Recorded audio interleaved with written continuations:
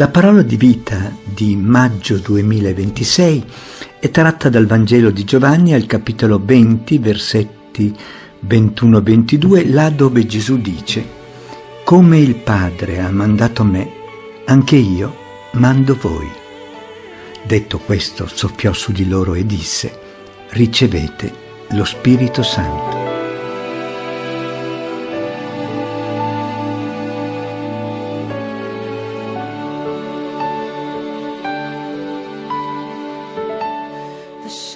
Dopo essere apparso a Maria di Magdala il mattino di Pasqua, la sera di quello stesso giorno il risorto si rende presente per la prima volta fra i suoi discepoli. La loro reazione immediata è la gioia, una gioia arricchita dalla pace, quella vera, che solo Lui può dare, pace a voi. Gioia e pace sono frutti dello Spirito. Difatti Gesù dice subito loro: «Ricevete lo Spirito Santo. Come il Padre ha mandato me, anche io mando voi». Detto questo, soffiò su di loro e disse: «Ricevete lo Spirito Santo».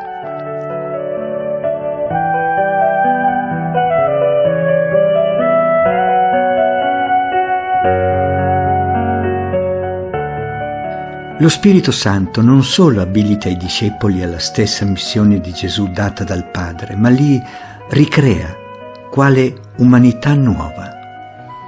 Il gesto del risorto che soffiò su di loro è lo stesso che il Creatore fece nelle narici dell'uomo plasmato con la polvere del suolo. Come la creazione è opera continua dell'amore del Padre che sostiene l'intero universo, così la nuova creazione operata dal risorto nello Spirito Santo continuamente sostiene l'umanità in cammino verso il Regno.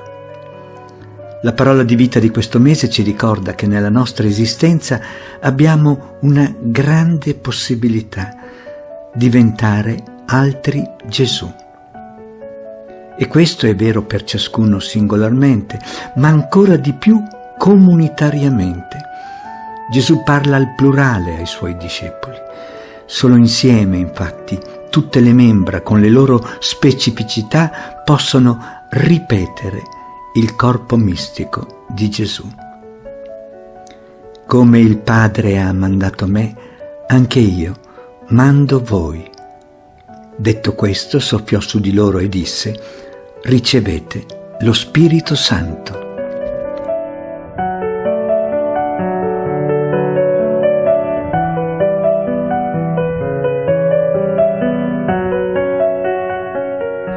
In quanti figli nel Figlio, abbiamo dunque la stessa vocazione di Gesù. Usciti dal seno del Padre, siamo chiamati a ritornare a Lui ripetendo nel mondo i Suoi gesti e le Sue parole, accompagnati dalla grazia dello Spirito Santo. Se ci apriamo a questo dono, anche noi possiamo affermare con Paolo: «Non sono più io che vivo, ma Cristo vive in me». Questa parola dunque ci invita ad approfondire il nostro rapporto con lo Spirito Santo, sia nella preghiera che nella vita di ogni giorno, ascoltando quella voce e ricordandoci che senza lo Spirito Santo, cita Papa Francesco, senza lo Spirito Santo Dio è lontano, Cristo rimane nel passato, il Vangelo è lettera morta, la Chiesa una semplice organizzazione, la missione una propaganda. Ma nello Spirito Santo il cosmo è sollevato e geme nella gestazione del Regno. Cristo risorto è presente, il Vangelo è potenza di vita, la Chiesa significa comunione trinitaria, la missione è una Pentecoste. Come il Padre ha mandato me, anche io mando voi. Detto questo, soffiò su di loro e disse: «Ricevete lo Spirito Santo».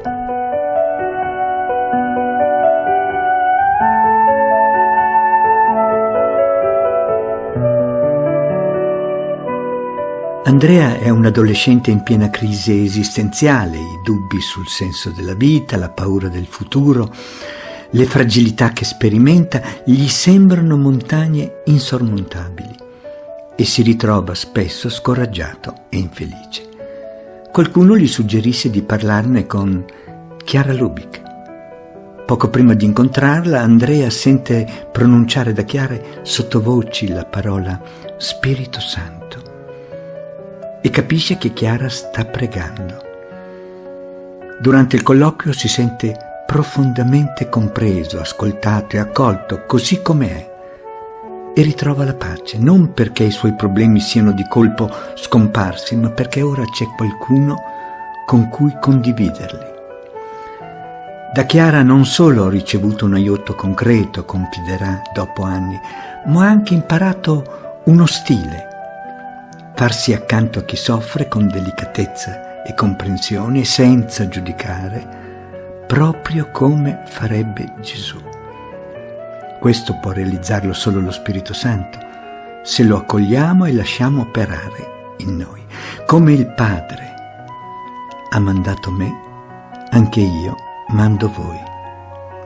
Detto questo, soffiò su di loro e disse: ricevete lo Spirito Santo.